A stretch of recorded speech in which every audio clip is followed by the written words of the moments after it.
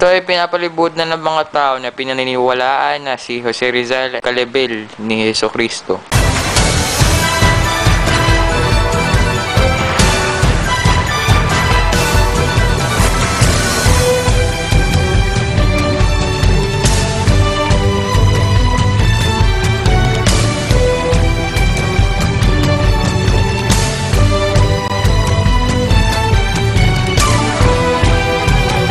Punta na tayo ng Kalbaryo. Puso lang.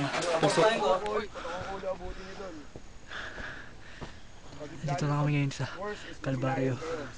Aakyat lang namin. Tapos yan si Kuya, yan si Kuya. Yan si Kuya.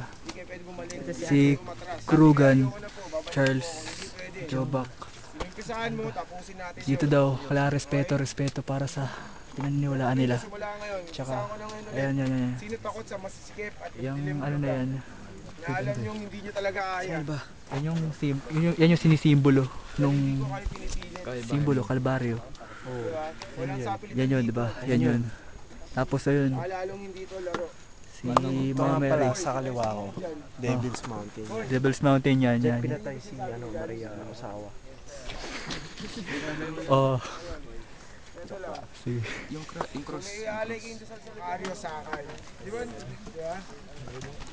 Ang purpose niya kaya siya nagtago at sinabi ng mga tao kasi hindi kaya ng mga Kastila yung terrain ng lupa. So hindi naman sila taga-bundok eh. Hindi sila sanay umakyat, hindi naman sila mga Pilipino para mamaster nila yung umakyat sa mga binamasukan ng lugar. So before, sobrang kapal ng puno niyan. Hindi kayo basta-basta makakapanik dyan. Pero lang kung dyan ka talaga nakatira, at alam mo yan. Wala na, alam mo ba? May cross, ayun o. Oo, yan, ganito. Huwag kang tuturo. Kaya tinawag na Devil's Mountain yan para katakutan ng mga tao, yung mga local. Yung panahon ng Kastila, para hindi sila maabot na dyan. Kasi dyan nga nagtatago si Macarisa, isa po ng mga grupo niya. Okay? Si Macarisa, siya yung long hair. Kasi ano yung bakit long hair, kuya? Yun yung parang ano niya, documentary na yun. Lahat ng kasamahan niya, pare-pares din sila ng itsura, ng pananamit, ng buhok. Kasi, kumbaga tinatawag siya dun, the ghost. Galutera. Documentary. Yun.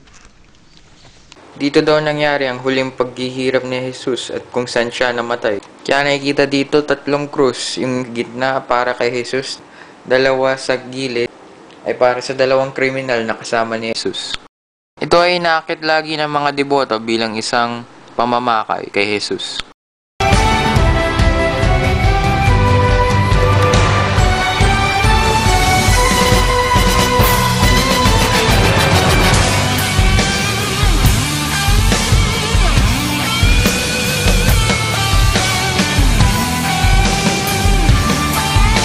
Ito ay kuweba na gawa sa 2 malaking bato.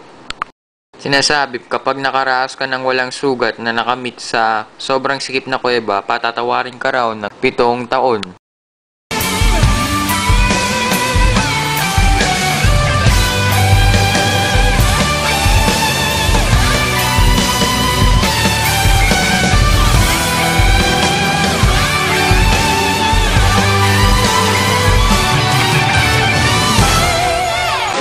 Walang tambahan.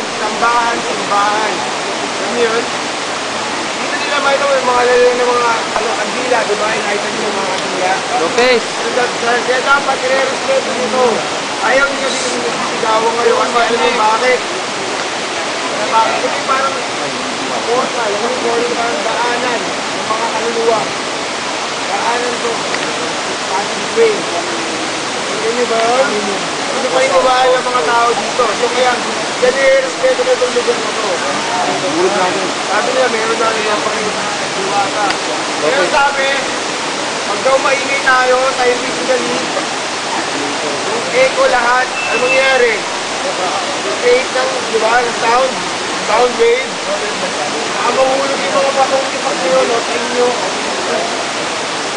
Kaya huwag kayo masyadong magsigawan ng tubig. Okay?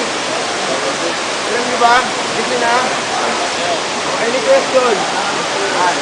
Hindi kami nakapagkaan yun. FYI guys ha. Malalim yun. So hanggang doon lang tayo. Malamig yan.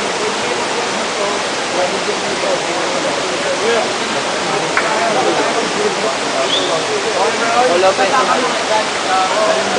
Nandito na po tayo sa balbas ng ama at balahibo ng ina. Buhok balahibo. Buhok ng ina. Okay, buhok ng ina.